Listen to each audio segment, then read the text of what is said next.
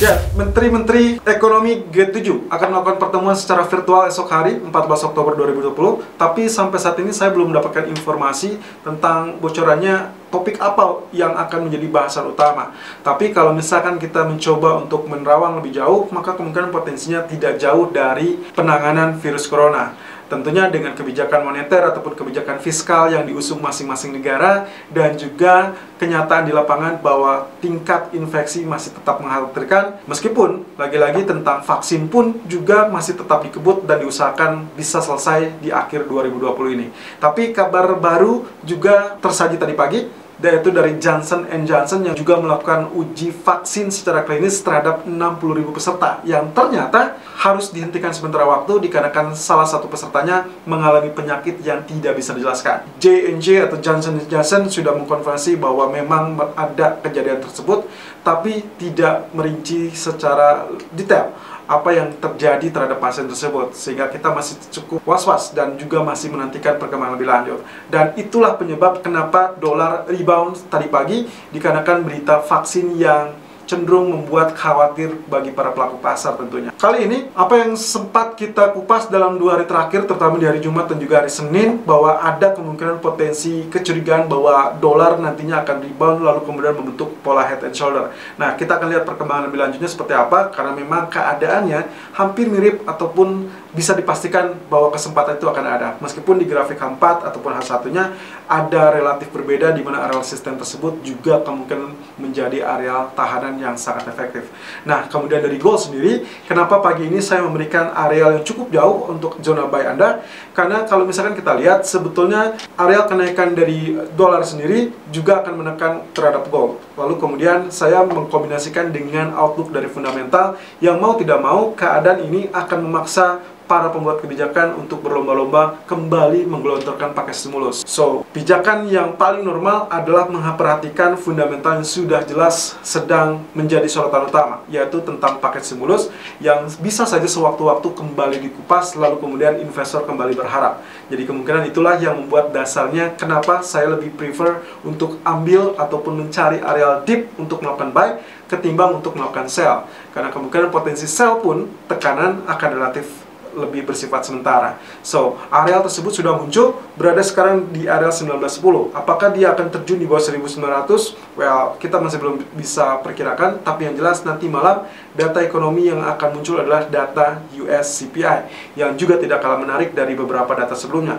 Tentunya, kalau misalkan ternyata data CPI nanti malam katakanlah sudah diantisipasi oleh para pelaku pasar, termasuk dari berita tadi pagi, maka kemungkinan potensinya hati-hati vice versa, mirip dengan apa yang terjadi saat rilis data non-farm payroll di awal pekan lalu. So, kita akan lihat technical view untuk kali ini, sudah layakkah kita melakukan buy on dip sekarang, atau memang ada areal yang patut kita nantikan kembali. Technical view 13 Oktober 2020. Irfan untuk Agrodana. Selasa 13 Oktober 2020 per jam 11.00 waktu Indonesia bagian Barat. Kita perhatikan dulu seperti biasa DXY atau outlook dari US dollar. Dan persis dengan apa yang sempat kita kupas dalam awal pekan ini, atau lebih tepatnya kemarin, bahwa kita akan menantikan potensi pergerakan selanjutnya setelah dia kembali terbenam di dalam zona trend channel ini. Nah, tentunya Anda masih ingat kemarin saya sempat sebutkan yang kita nantikan atau kita suspek atau kita curigai akan terbentuk pola head and shoulder. Bahkan tadi pagi pun saya sempat men-share hal tersebut di dalam grafik forex. Oke, begini penjelasannya kurang lebih. Jadi kalau misalkan Anda bisa lihat di sini swing high, kemudian swing low, swing double high, atau kita sebutnya dengan lebih tinggi lagi, lalu kemudian swing low, dan bahkan sekarang yang terjadi swing low. Nah, apakah yang terjadi atau yang sempat terjadi di sini swing high-nya kita asumsikan sebagai right shoulder? Mungkin, bisa saja. Kalau ini yang terjadi berarti bagian neckline ini adalah zonanya lebih kepada garis hampir miring ya. Tapi kalau misalkan seperti itu berarti harusnya ini adalah pola penurunan lanjutan. Tapi yang mungkin saja terjadi, pola yang kedua adalah swing low-nya adalah ini. Ya, jadi kalau ini swing low lalu kemudian diinisiasi dengan doji candle, maka apa yang sempat kita kupas kemarin tentang kemungkinan atau harapan terhadap adanya kenaikan terlebih dulu, swing high, baru akan terjadi hari ini. Kenapa? Karena kemarin ternyata betul-betul confirm ditutup dengan keadaan doji. Nah, kali ini kalau kita lihat dari potensi reboundnya, saya tetap berharap adalah yang tertinggi sesuai atau equal dengan zona left shoulder atau yang kita curigai sebagai left shoulder. Jadi kalau ini yang terjadi, let's say hanya satu kali spike, lalu kemudian nantinya dia ditutup kembali dengan doji, it's okay. Berarti esok hari jauh lebih kuat untuk mengalami penurunan sebagai zona head and shoulder. Dan tentunya itu masih butuh waktu 1 atau 2 candle ke depan. Kita akan cek dari potensi grafik H4-nya yang juga ternyata sudah selesai dari pola penurunan sebelumnya. Dan Anda bisa lihat di sini, ini begitu datar, rata. Areal terendah hampir mirip, hampir sama, equal di area 93.00. Tentunya dengan area rebound ini sangat wajar secara teknikal mengungkapkan adanya potensi konsolidasi. Dan saya menandai zona tersebut dengan zona garis putus-putus yang kalau kita lihat dari gambar ternyata tarik ke kiri ini adalah historical price yang juga ternyata tertahan di zona tersebut. Anda bisa perhatikan di sini beberapa kali, berarti itu adalah zona terkuat. Jadi saya asumsikan kalaupun misalkan hari ini let's say sampai pertengahan malam dia mengalami rebound, hati-hati kemungkinan rebound sampai 93.30 lalu kemudian nantinya kembali tertekan. Nah, kemudian di grafik H1-nya juga hampir mirip dengan apa yang sempat terjadi kemarin. Kalau kemarin kita berkutat di areal ini sebagai areal suspected double bottom, lalu kemudian dia spike dan persis sesuai dengan tertinggi atau areal tertinggi dari double bottom dan akhirnya dia kembali tertekan. Nah, kembali lagi dengan zona yang terkini di grafik H1 mirip dengan apa yang terjadi di grafik H4 dengan areal datar di area support tersebut. Meskipun ini kita tidak bisa sebut dengan four bottom karena tidak ada dalam teori technical analysis istilah untuk menyebutkan for bottom. Jadi kemungkinan potensi kali ini kalau kita asumsikan kenaikan ini yang terjadi, maka sewajarnya kita asumsikan sebagai bearish rectangle, di mana ini adalah pola bearishnya, ini adalah rectangle-nya, sehingga kemungkinan pola up seperti ini akan terjadi atau mungkin lebih kepada terbatas, kemudian akhirnya kembali tergelincir ke bawah atau bahkan menembus zona support. Itu yang akan kita lihat dalam beberapa jam ke depan, apakah ini akan berpengaruh atau tidak. Technical view gold 13 Oktober 2020 per jam 11 lewat 10 menit waktu Indonesia bagian Barat, high 1925.20 dan low 1910.10. Running price tertahan di 1910.40 dan baru saja terjadi break low. Dan kemungkinan potensi ini masih akan tetap berlanjut sampai setidaknya pembukaan sesi Amerika, dikarenakan mereka masih akan menantikan atau menyoroti data ekonomi yaitu berupa US CPI. Dan kemungkinan potensi inilah sudah diasumsikan sebagai sudah diantisipasi terlebih dahulu. So, kalau misalkan ternyata datanya bagus, saya rasa masih bisa kemungkinan untuk terjadi vice versa, yang artinya kalau lihat dari outlook gold dan juga berbanding dengan DXY tadi, maka kemungkinan potensinya DXY akan kembali tertekan, lalu kemudian nantinya gold lah yang akan survive untuk kembali merajut asa mencapai area resisten. Tapi tentunya dengan zona tersebut belum tentu akan melewati area 1933 seperti yang sempat terjadi kemarin atau yang tercapai kemarin. Anda bisa lihat di sini keadaan candlestick sendiri justru menggantung di atas, dan kalau kita padu-padankan sebetulnya ini kita tidak bisa masukkan sebagai kategori bearish harami ataupun bearish engulfing, karena engulfing seharusnya dia akan jauh lebih panjang. Dengan real body yang sedikit saja, maka potensi ini nantinya bisa saja menjadi zona shooting star. Meskipun ini tidak ideal, karena shooting star seharusnya dia akan terjadi gap up atau terjadi gap up setelah kenaikan di tanggal 9 Oktober. Jadi, apapun bentuk candle ini yang mengisyaratkan akan terjadinya koreksi. Dan lagi-lagi, zona biru yang sempat menjadi zona resisten psikologis yang sangat-sangat kuat beberapa waktu yang lalu, kini menjadi area support psikologis.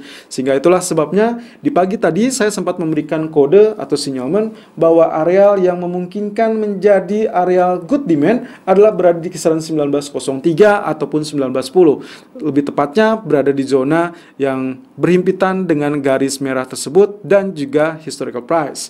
Nah, kemudian 1920 adalah menjadi area tengah kita, dan tentunya dengan area tertinggi 1925 saya rasa rasa itu akan sangat rentan, kemungkinan akan berada 1926 sampai 1930. Itu akan menjadi area resisten yang cukup kuat untuk hari ini. Nah, tentunya kalau misalkan kemarin Anda lihat, apakah kemarin fail? No, actually no. Kalau Anda perhatikan dari zona pergerakannya, dia sangat fleksibel karena pergerakannya relatif mondar-mandir, dan beberapa kali saya mencatat di sini sempat terjadi kesempatan yang sangat banyak. Kalau Anda bisa memanfaatkannya, sebetulnya 1919 ataupun 1918 berkali-kali diuji, lalu berhasil rebound sampai tertinggi adalah 1928.20. So, setidaknya areal TP pertama kita sudah tercapai. Jadi, lagi-lagi juga di dalam video kemarin saya sempat ingatkan, kalau misalkan terjadi keempat atau bahkan lebih dari 4 kali, maka kemungkinan akhirnya dia akan ditembus. Dan itulah tepat terjadi tadi pagi, akhirnya tergelincir. Nah, kembali di grafik Outlook Daily, berarti kita memiliki area support, area biru, dan area resisten tengah berada di 1920, meskipun yang tercantum sampai saat ini tertinggi adalah 1925. Tidak akan mengherankan kalau ternyata tadi di DXY kita mengharapkan adanya candle doji kembali untuk pola kemungkinan penurunan sebagai right shoulder, maka di daily gold juga akan saya lebih mengharapkan outlooknya lebih kepada bentuk candle seperti demikian. Jika ini yang terjadi, doji candle seperti ini, berarti kita asumsikan adanya hammer, sehingga kemungkinan esok hari bisa kembali pulih ataupun konsolidasi melanjutkan kenaikan. Dan kalau kita lihat dari grafik H4 pun sangat wajar karena pullbacknya juga mendekati area yang sebelumnya di resisten dari area triangle tersebut. Tapi Anda bisa lihat di sini, area historical price juga sudah disentuh di area 1909 ataupun 1910, lalu kemudian zona support berada di 1906. Jadi ini yang kita tandai tadi pagi, berarti kemungkinan secara normal seharusnya Anda sudah prepare untuk buy karena tadi pagi sudah meluncur sangat deras, tapi kita akan lihat potensi dari grafik H1-nya sendiri. Jadi kalau normalnya H4 setelah dia pullback, lalu kemudian nanti dia rebound, kurang lebih ini adalah batu penyangganya atau resisten penyangga di 1930, dan kalau ini survive berarti kita akan melihat area 1940 ataupun 1943 dalam beberapa jam ke depan, tentunya tergantung dari data CPI AS nanti malam. Nah, di grafik H1 masih dalam kategori dibantu oleh Fibonacci retracement. Lagi-lagi zona 38.2%, 50%, dan juga 61.8% itu menjadi area wajib yang juga cenderung menjadi area kuat. Kalau Anda sempat simak dengan grafik yang sempat saya share tadi pagi, saya memberikan 3 alternatif. Ada 3 kemungkinan alternatif. Pertama adalah descending triangle. Kalau kita asumsikan ini adalah garis datar, berarti inilah zona descendingnya, lalu kemudian dia turun. Dan itu yang confirm terjadi. Berarti kalau ternyata penurunannya kita bisa ukur apa tidak. Oke, kita asumsikan seperti demikian. So, dengan demikian saya tinggal tarik garis tersebut dengan areal sejajar. Nah, kalau saya asumsikan seperti ini, berarti persis dengan apa yang sempat kita gambarkan di grafik pagi hari, bahwa zona yang kemungkinan menjadi target ataupun buy area kita, demand akan berada di kurang lebih di area 1905.00 ataupun mungkin saja berada di zona 1907. Jadi 1904 sampai 1909 itu adalah merupakan zona buy Anda yang mungkin saja menjadi area cukup efektif untuk melakukan buy on dip. Lalu kemudian kemungkinan yang kedua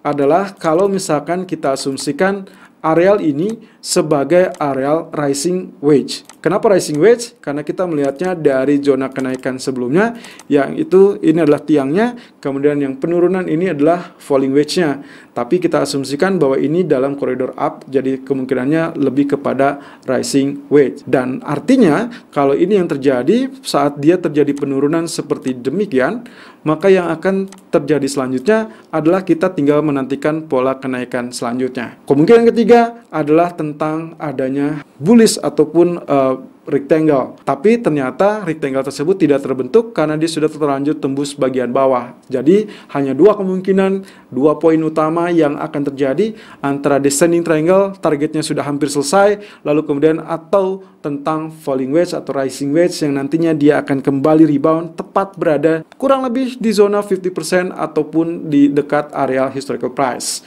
So, untuk hari ini silakan lakukan buy dikarenakan penurunan sudah relatif dalam. malam. Area 1905 ataupun 1907.50 dengan target pertama adalah 1913.40 dan target kedua adalah 1920.00.